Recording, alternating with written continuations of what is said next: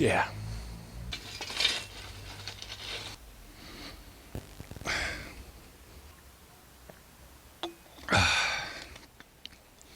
Fuck, it's beautiful out here today. Okay, fuckers, what are you doing out? So we get you back in the pen. Back in. Oh, Jesus.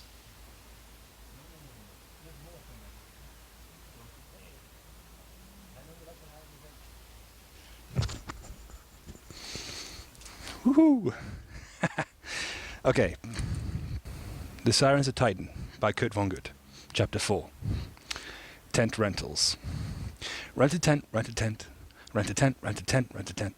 Rent a tent. The men had marched to the parade ground to the sound of a snare drum. The snare drum had this to say to them: rent a tent, rent a tent, rent a tent. Rent a tent, rent a tent, rent a tent, rent a tent. They were an infantry division of 10,000 men, formed in a hollow square on a natural parade ground of solid iron 1 mile thick. The soldiers stood at attention on orange rust. They shivered rigidly, being as much like iron as they could be, both officers and men. Their uniforms were a rough, textured, frosty green, the colour of lichens. The army had come to attention in utter silence. No audible or visible signal had been given. They had come to attention as a man, as though through a stupendous coincidence. The third man in the second squad of the first platoon of the second company of the 3rd battalion of the 2nd regiment of the 1st Martian Assault Infantry Division was a private who had been broken from Lieutenant Colonel 3 years before. He had been on Mars for 8 years. When a man in a modern army is broken from field grade to private, it is likely that he will be old for a private, and that his comrades in arms, once they get used to the fact that he isn't an officer anymore, will, out of respect for his failing legs, eyes, and wind, call him something like Pops, Gramps, or Unc. The third man in the 2nd squad of the 1st platoon of the 2nd company in the 3rd battalion of the 2nd regiment of the 1st Martian Assault Infantry Division was called Unc. Unc was 40 years old. Unc was a well-made man, a light heavyweight, dark-skinned, with poet's lips, with soft brown eyes in shaded caves of the Cro-Magnon brow ridge.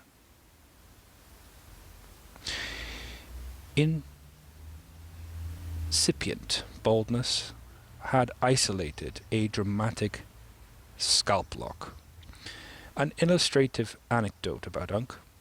One time, when Unc's platoon was taking a shower, Henry Brackman, Unc's platoon sergeant, asked a sergeant from another regiment to pick out the best soldier in the platoon. The visiting sergeant, without any hesitation, picked Unc, because Unc was a compact, nicely muscled, intelligent man among boys. Brackman rolled his eyes. "Jesus, you'd think so, wouldn't you?" he said. "That's the platoon fuck-up." "You kidding me?" said the visiting sergeant. "Hell no, I ain't kidding you," said Brackman. "Look at him. Been standing there for 10 minutes. He hasn't touched a piece of soap yet. Unc, wake up. Unc." Unc shuddered, stopped dreaming under the tepid drizzle of the showerhead. He looked questioningly at Brackman, bleakly cooperative. "Use some soap, Unc," said Brackman. "For Christ's sake, use some soap." Now on the iron parade ground, Unc stood at attention in the hollow square like all the rest. In the middle of the hollow square was a stone post with iron rings fixed to it. Chains had been drawn, rattling through the iron rings.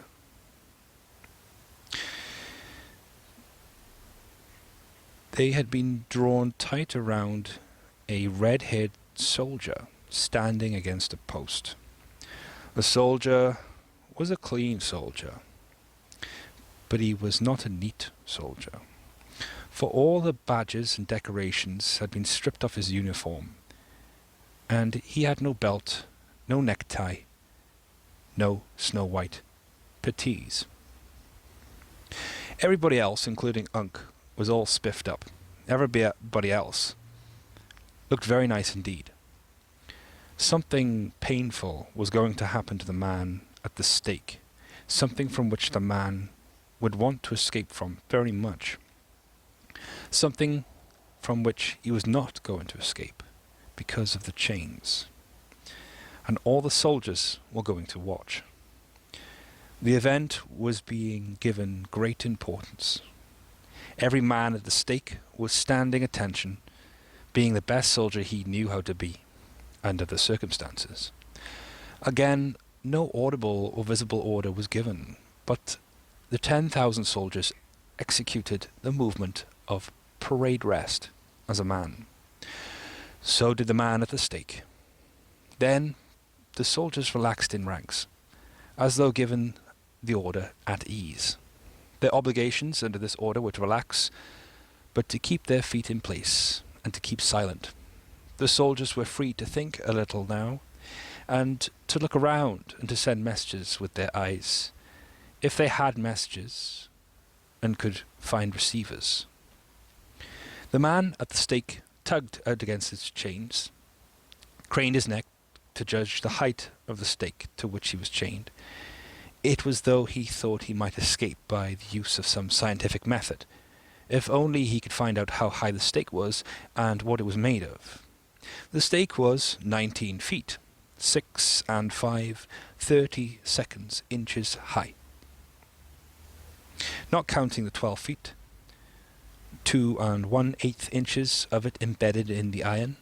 The stake had a mean diameter of 2 feet, 5 and 11/3 seconds inches, varying from this mean, however, by as much as 7 and 32 inches. The stake was composed of quartz, alkali, feldspar mica, and traces of tourmaline and hornblende.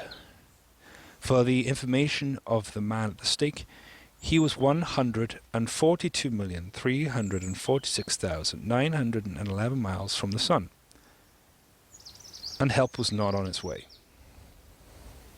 The red-haired man at the stake made no sound, because soldiers at ease were not permitted to make.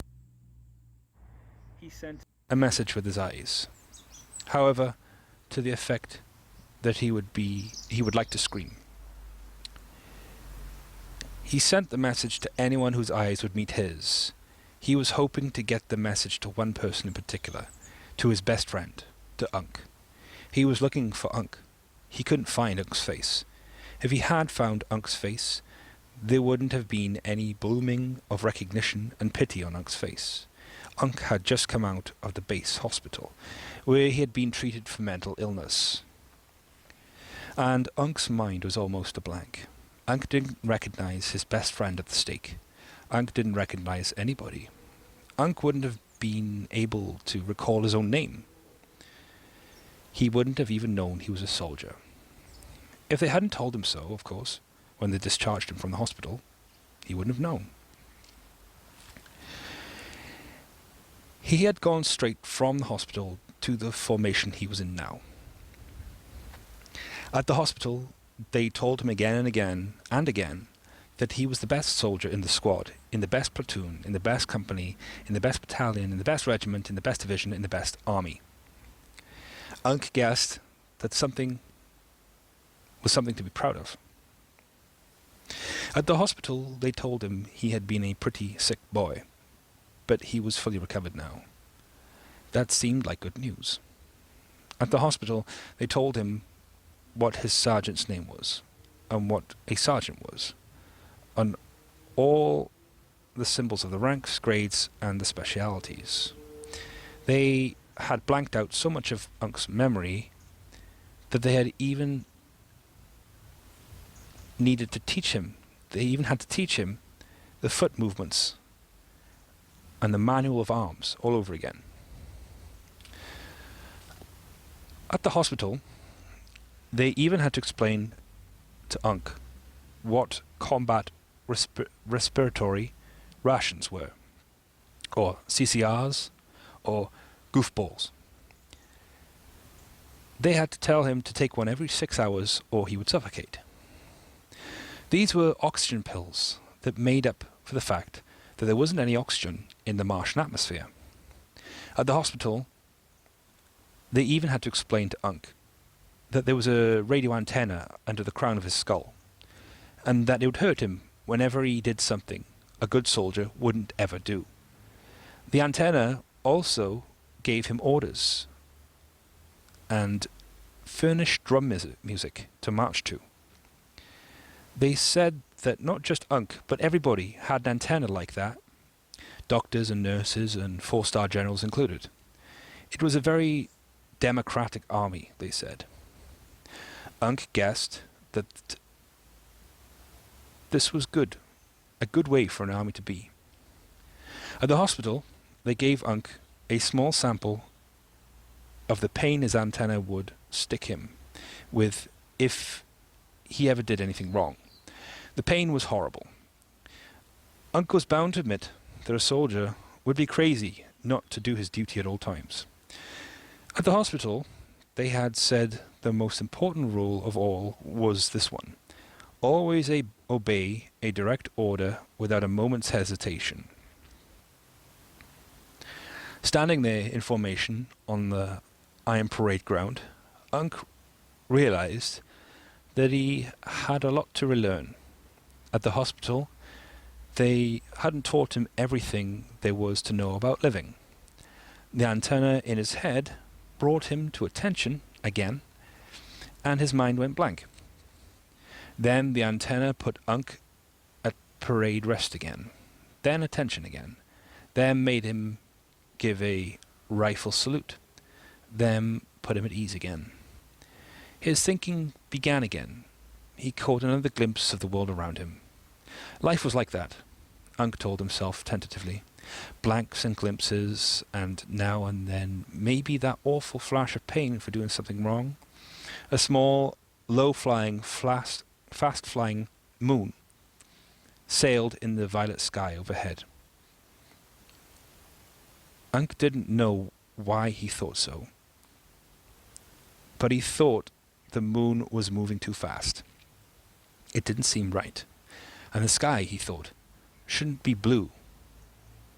It should be blue instead of violet. Unc felt cold too, and he longed for more warmth. The unending cold seemed as wrong, as unfair, somehow, as the fast moon in the violet sky. Unc's divisional commander was now talking to Unc's regimental commander. Unc's regimental commander spoke to Unc's battalion commander. Unc's battalion commander spoke to Unc's company commander. Unc's company commander spoke to Unc's platoon leader, who was Sergeant Brackman. Brackman came up to Unc and ordered him to march up to the man at the stake in a military manner. So let's do that again. Brackman came up to Unc and ordered him to march up to the man at the stake in a military manner and strangle him until he was dead. Brackman told Unc it was a direct order. So Unc did it. He marched up to the man at the stake. He marched in time to the dry, tinny music of the one snare drum. The sound of the snare drum was really just in his head, of course, coming from the antenna. Rent a tent, rent a tent, rent a tent, rent a tent, rent a tent, rent a tent, rent a tent, rent a tent. When Unc got to the man at the stake, Unc hesitated for just a second because the red-haired man at the stake looked so unhappy. Then there was a tiny warning in Unc's head, like the first deep nip of a dentist's drill. Unc put his thumbs in the red-haired man's windpipe, and the pain stopped right away. Unc didn't press with his thumbs, because the man was trying to tell him something. Unc was puzzled by the man's silence, and then realized that the man's antenna must be keeping him silent, just as the antennas were keeping all of the soldiers silent. Heroically, the man at the stake now overcame the will of his antenna, spoke rapidly, writhingly. "Unc, Unc, Unc," he said. And the spasms of the fight between his own will and the will of the antenna made him repeat the name idiotically. "Bluestone, Unc, Barrack 12, letter." The warning pain nagged in Unc's head again. Dutifully, Unc strangled the man at the stake, choked him until the man's face was purple and his tongue stuck out.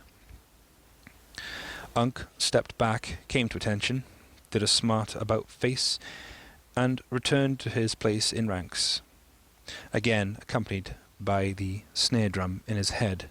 Rent-a-tent, rent-a-tent, rent-a-tent, rent-a-tent, rent-a-tent. Sergeant Breckman nodded at Unc, winked affectionately. Again, the 10,000 came to attention. Horribly, the dead man at the stake struggled to come to attention too, rattling his chains. He failed to be a perfect soldier, not because he didn't want to be one, but because he was dead. Now, the great formation broke up into a rectangular component. Each component then mindlessly marched away, each man hearing a snare drum in his head.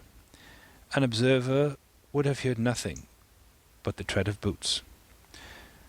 An observer would have been at a loss as to who was really in charge, since even the generals moved like marionettes, keeping time to the idiotic words, "Rent-a-tent, rent-a-tent, rent-a-tent, rent-a-tent, rent-a-tent, rent-a-tent, rent-a-tent."